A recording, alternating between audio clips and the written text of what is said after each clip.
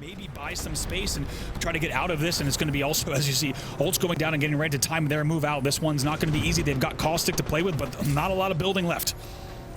There it is, some barrels to really cause the chaos on the outside. You gotta do what you gotta do, right? And there we are, but another EMP being expended. Keon takes a brunt of damage, dropped half health as well, wants to focus on the med kit, and now we see the trades come through just ahead of them. Noct is gonna start opening the door, swarming in, well-timed reload, and big damage for GK as they take the win here in game number 1. Oh my word, you saw the Axel ult come out, and guess what? It sent everything. I think the remaining parts of both teams sky high. It'll get 25 damage on everyone, and also anyone who was left just fell down into absolute death ball, and it was a very easy, calm, cooled, and collected hold from GK in the late game that will close out game number 1. I have plenty of fences. Fun just making happy little fences towards this end game, and Team Nemesis is moving incredibly closer. They're like, we gotta get in on this, right? We want some more kills. We need some more KP because we have 10 so far, and we're not happy with that. Here comes the ults as well. It's going to be a bubble for Godlike. It's going to be a very big one as well. Nemesis wants to try to time this third party perfectly. They want to make sure that Godlike, of course, and Sen wrap one another on that Newcastle wall first, and then they'll be able to join the party as well. Oh, here we go. The slide in from Alb. Devo letting it rip. Only 19 more bullets, and every one of them needs to count. Sacred, though, has to take a moment. Do we have a shield bat? We've got 4. We're going to need a couple of seconds to make that go through, but now we're the last standing. Team Nemesis out, and all heck is breaking out as MT trying to hold on, but it looks like Godlike have less to Gent. It's a 3v1, and Sentinels hold the line. Sentinels take the game, and you mentioned their drop spots at the start of this, and if there would be magic for the former champions, and I think there is. Yeah, they're going to be very happy with that result. Can they do something about this reset? They take the spot, though, because they get the early knock, they can 3v2 and take the spot that has the Watson Jin, which means that they're... Did he just thread a blade of grass? He's threading grass with a 30-30, and Crazy Thieves are taking every brunt of it. They are out of this lobby, and it's Team Liquid versus Thuggets. Kraber, infinite ammo. Zero's best friend has to hit the shield bat, and look at the swing coming in from Dan Mantic. He's got this, it's Chahal against Zero, but he loses it, he falls. And a swing. Panic is so low. It's Sykes and Panic on 1 HP. You're getting crazy. You're swinging around the wall, and you do it. Team Liquid take the game win. Oh my God. This is absolutely insane. Thread the C on E-District, and Vayne peeks on through. Vlorzy's already dived towards the left, and the slam comes in. That's a good moment for them. You see the Seer tack throughout. Another Seer tack goes through, and NIP just trying to hang out. They part the way with a catwall of their own. It feels like Apex of old. Kirev on the Mad Maggie throws the Riot Jill, lets it burn. And for now, it just seems like we don't want to fully commit to sending a team thoroughly. Yeah, Kirev's ball even did a whole lot, but when you're going up against the Gibby Newcastle team, it is not easy, but NIP still has the angles here. That drill gonna be able to tick through. They pick up the first one. Looks like they should be able to get this wipe as well. They do. That Stug gets eliminated. They said Kurev was the best MNK player in the world. That's what Cole said when we talked to him. And look at moves like that. Instead, though, Godlike from the low ground. Arc Stars trying to peek on through. A shrivel, a bubble with a ring at our back. And I don't even know how we're alive. Oh, Valcolt is canceled. They thought about it for just a second. Jen wanted to make it go up, but it does not happen. He survives into the top 4, which is big. Goes even for even more KP if he can. He will go down, however. So now JDG on the high ground looking over full 11.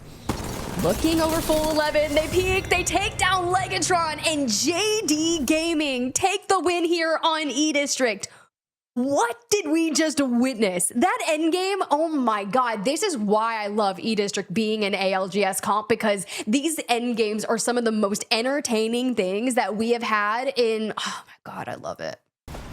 They played a pretty good game here, and you could see Source Gaming eliminated. They stayed alive quite a while here. Dinos have been holding the bridge quite well. And obviously, JD Gaming is a team to watch. Shuby with the Kraber still in hand, breaks the Watson fence. R99 is going to push up, needs to find this spray. Valkyrie up into the air, he knows it, but can he do anything about it? Not worth the time. Goes back into the bubble, floating, also tries to peek and find Elite Dark, but they just took too much damage in the end. In many ways, trying to get this kill could be the reason that JD Gaming go down. Buckle Boys get the respawn. JD still alive, but now it's Team Liquid still there, trying to mirror them. There's another bubble. They're going to get aggressive. There will be a second bubble as well. Take a look. It's going to have an opportunity to get out of this if they need. The bubble timing is on their side, so JDG will also now be able to play the remnants of the wall that's just ahead of them as well, and they'll now be able to play that. Maybe a bit of a bubble stun is avoided, and Naughty going to try to wipe. Yes, indeed. Free Thinkers out. Team Liquid out as well. So smart right there. It looked like they were going to have to pressure, but it just seemed to everything go their way. Huge shots from Shuby. I told you it was a problem. Valkyrie not safe with this guy if he's got his sights on the sky. Dinos come in. They played a brilliant spot from up top the entire time, but can they stop JD? Can they finish off what has been a phenomenal game from Shuby? They've lost everyone from DJ Killa, and no, they cannot. Floating. Shuby, JD Gaming, first place, and now they do it again. What a day it's been from them, and such good control of the end game. Let's not forget, they were one of the teams playing in from the bridge side, and they had to slowly kind of inch their way in, and it all came down to, as you referenced earlier, Rain, really that utilization of being the second team to bubble, being the team that is not forced to move first in any of those engagements. You heard it weeks ago, Graceful giving Naughty and the team their flowers deservedly, and this team, let's not forget, they came in, I believe, 4th seed in the region on the weekend. They're looking even better, and I love the narrative. Everyone's like, this is Naughty 2.0. I mean, the IGLing is, you can't say anything bad about it. They look so good. This is Floating 2.0. This is not kind of ALGS Open Floating. This guy's a Pro League veteran leading the scene, now leading the game as well, taking that one. It's a big 24-point game from them. We're still okay. I mean, if there's a duo that could stay alive in just kind of staying alive with Wraith Qs and Bubbles, it's probably Mon and Blink, but taking a look at what Shopify is trying to do, they're flying all the way around kind of central south Neon and just going to try to find a little bit of space to play. Will Oob for as long as they can, but they will need to pick a spot with that Gibby Bubble.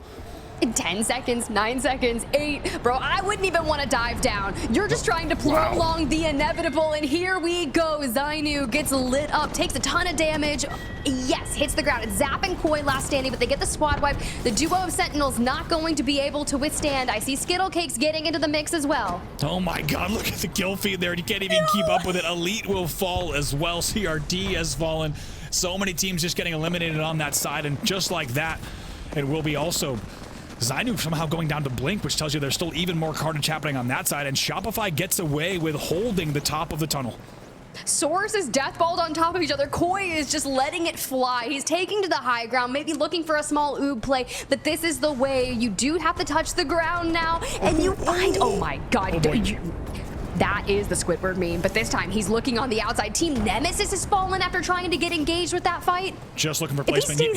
He's got no oob seconds left. You could tell he knows he's out of time on that. He's out of budget and needs to just hope he can take to the skies one more time. NIP, by the way, out. SRC happening as now Team Liquid's going to fall off of the oob as well. They will bubble immediately. Let's stay on board with them for just a second to see if they can fight out of this, because they will gen, they will fence, and they will bubble and just try to win a few fights, grab some KP, and hold any cover they can. The bubble in and out, Shopify down, Buckle down. We're into the top 4. This is one of the most crazy end games. Look at the bubbles, the Venn diagram of literal hell, and it's godlike. That's just from the low ground. They leave their building. We're shield swapping. Slayer can't handle it. It's just down to Gent as he descends from above. It's Team Liquid, so healthy in the end game. We lose out on Panic, but here he is. He's descending and he's trying, but it's Team Liquid that holds on. Absolute carnage. Open streets of South Neon. It's 5 bubbles. It's Watson fences covering all of the Valks dropping from the skies. And what a way to end it here in the Americas. It's Team Liquid. We said they needed an exclamation point today, not only for points on the board because they came into the weekend on 9th, but also for their own story, for their momentum at the end of the split, and also even land qualification. What a way to end the day for Liquid. Yeah, I mean, like, if there's anyone that's going to thrive in the chaos that we just witnessed, it would be these threes. Sykes, Zero, and Panic. Let's see. Yeah, Pixel Lumina already dropping off. The first one to drop off. Heretics is going to drop off second. Here they come down here on the wrap. They're already losing Yawns right off the rip. They will get the wipe against Pixel Lumina down to our top 3 here. Infinite now pushing on Ben on the wrap on the opposite side as well. couple. Nice job for Slab. Picks up a couple, and now Hikaru, he focuses towards the right. RE45 reloads. G7 Scout tries to go through, and they even try to climb back up to the top. And with Slab down, it's just to a duo for Ben, and you have Infinite and Team Heretics withstanding. If I'm Team Heretics, I'm staying a team of 3. I'm trying to stay healthy. Here comes the wrap, and I'm not sure if there's anything Ben can do because they're sandwiched. Oh, and it's a gated gold Devo wrap as well. Here he comes. He's absolutely just going to spray and pray as he tries to find the opponents in the zone. No knocks just yet. Infinite will go down to our final 2. Heretics versus Ben. And the L-Star, we're hit fire, we're trying to connect. It looks a little windy out here in the water. Slab's back up on his feet with very minimal health, but still put so much ammo onto Jans. But Team Heretics are inevitable right here and take game number 1. Absolutely beautifully done. As you said, Heretics just playing that kind of northwestern side of that circular platform. In doing so, they made sure that the other 2, in terms of Infinite and Ben, taking one another out, at least getting enough kill trades. I would say the gold Devo maybe didn't have the highest hit rate in that the very last bit of the end game, but still it didn't matter. They brought everything they needed to into the end game, and I tell you what, it's not easy as Heretics to play from that Cedo height to themselves and let everyone, HM especially, as well as Infinite, fight and kind of fence off this low ground. Heretics pushing in on Aurora here. Oh, this is going to be big. Aurora have 4 kills so far in this lobby, and they're looking to wrap and wipe out Team Heretics. Now, this is going to be great for them considering they only have 1 member left, but they dive out towards the other side. Mega, HM, and Infinite are going to be staring down at this if they can look for angles. But for now, if Aurora can stay healthy and isolate their side, which they have primarily done, we're solid. You just got to find Jans. Yeah, they know the threat is only the altar, who, by the way, of course, Deathbox respawn. You could kind of tell, by the way, with where Jans was sitting, but they wrap it immediately. They waste no time, and even with the Q, they should be able to find this last kill. By Team Heretics down to the final 4. They've cleared out their side. This is really great for Aurora. Now, Mega, HM, and Infinite are all going to be on top of each other, so keep an eye on the ones at the high ground, which is Mega for now. Undergoing a lot of damage from the lethals, but this is where having one of the only gibbies in the lobby is going to prove to be important because you call in your ultimate, you let it shred. Especially with ult cells, we've seen just how big right now, especially teams that are bringing ult cells with a gibby into the late game, especially where there are very few, have been absolutely huge in the late game. I'm saying we're hitting a PK for 72 at that distance. You keep it going, and here come more Arc Stars for that end game. Mega, the change, hey, we've seen them 2nd overall on match days. This would be the turn of the century that we need. Aurora looks to be full sending onto Infinite on the low ground, and it's still Mega on the height. Yeah, Aurora made a decision to wipe Heretics, and in doing so, they ended up on the low ground, and Sedan hitting hard with the PK for height as well, just down to our last 2 squads. My God, what are we doing here? It's Mega v Infinite, and we are just maintaining.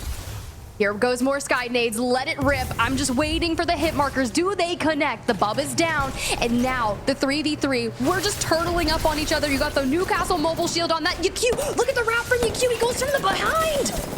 Might be able to do it here. Gonna lift the last one as well. And they're gonna be able to do it even without the Gibby. They knew they couldn't wait because they were against a Gibby. So they fly in, they send it. And like you said, Yichu with the beautiful wrap there to be able to come around onto the height and catch them off guard. It's a good big win for Infinite. Aurora as well. Now they want to get the Horde. They have been able to take everybody off of that left-hand side. If they get this win, I think it's a very good defensive game. Very good just awareness game from Stay Healthy. However, Pixel Lumina on that left, really they were on the south side. They've shifted over southeast and are pressuring out that building that I talked about that Blessed have still been able to hold. So the composition has stood strong. This is the moment where it needs to count though. Pixel Lumina turning their attention over to the Horde, who have found their 3 men up. Will they be able to keep them out though? It's a tough team to stop, especially with the Gibby Dome. They do have the Maggie though, but that electrified dome means you're just not going to push into it by yourself. Like you said, Bless is still center zone, and they actually should have the walk-in from the northwestern tip of that 3-part building. This should be really a top 2 for Bless guaranteed, and if the chips fall the way that they should, it really even should be a game win based on Godspot. Potassium still holding to the southwest, and Stay Healthy has to be walking in here still from that northwestern side, and it's good damage coming out of the longbow. They've gone to 5th place, Rob, but they are only about 8 points away, I would say, from 2nd place. They're just shy of 9 points hitting 1st. I mean, this is a team that has done things right this game. They haven't had perfect spots, but they have held their position and they've been able to turn their attention to the teams that have been most vulnerable and Stay Healthy. They've done just the namesake. They've stayed healthy. On the other side, Electrified Dome is going to go down. Do they push this? Somebody's got to make a move somewhere. Maybe team on top is actually making it so Stay Healthy doesn't feel the confidence to push. Pixel Lumina are the ones applying the pressure to the Horde, so Stay Healthy's gonna let that happen and just probably move in. Pixel Lumina now have to make the decision. Do we try to stop Blessed from moving out of this building once this is all done? Or do we deal with Case Swinney and squad who are pushing in? Potassium now behind the wall. They've lost their moment. And Pixel Lumina may be okay with this because it's forcing a fight between Stay Healthy and Pixel Lumina.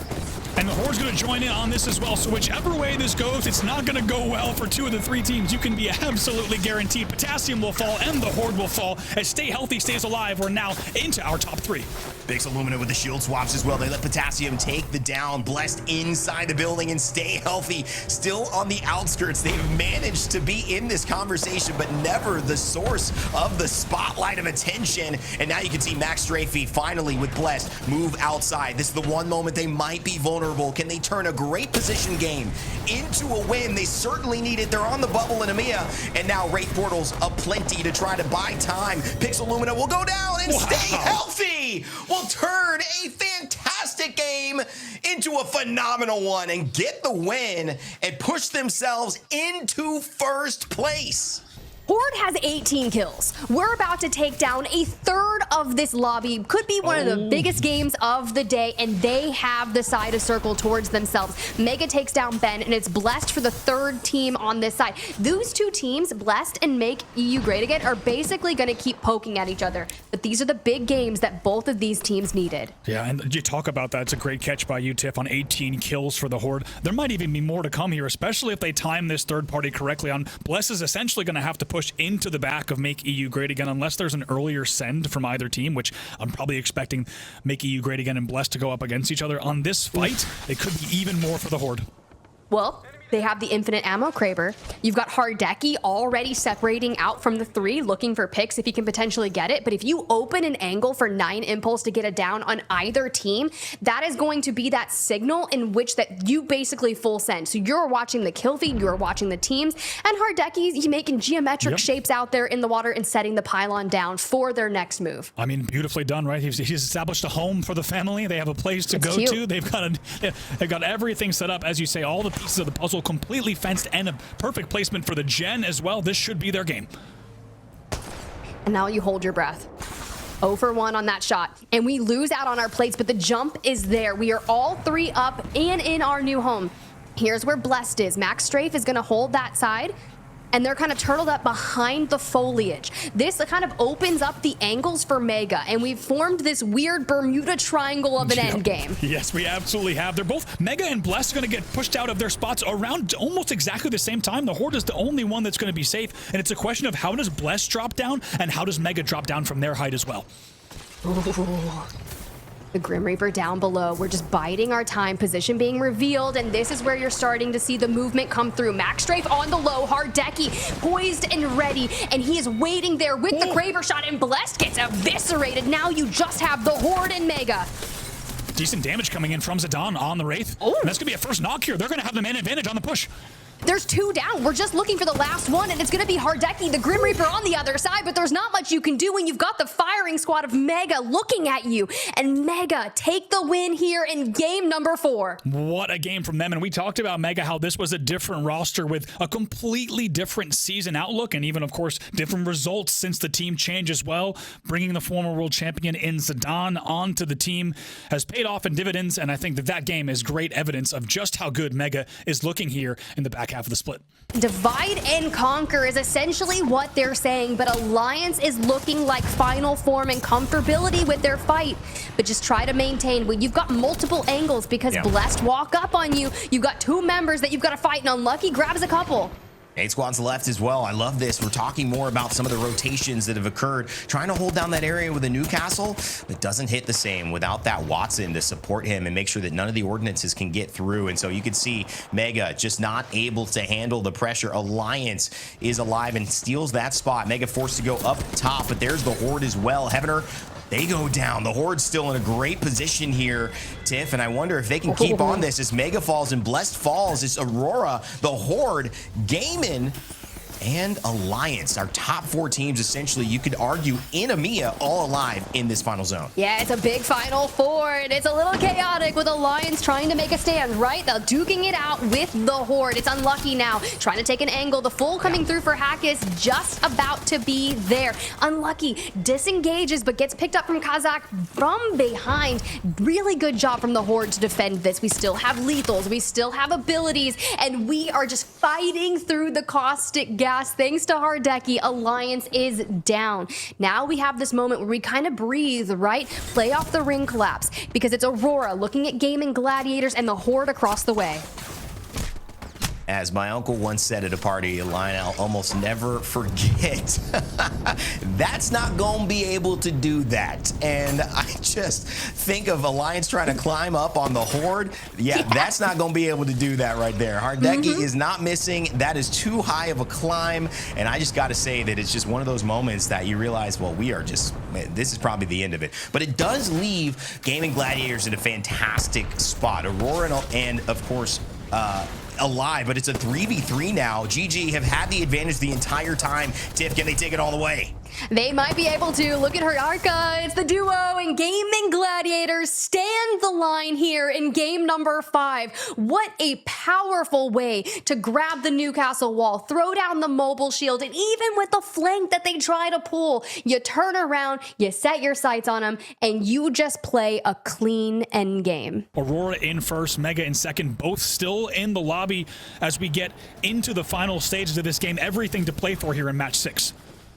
And there goes yet another res, a bubble forward, and Zuni looking to get up to full health if he can. Some coverage is really nice for them, but we still have to move.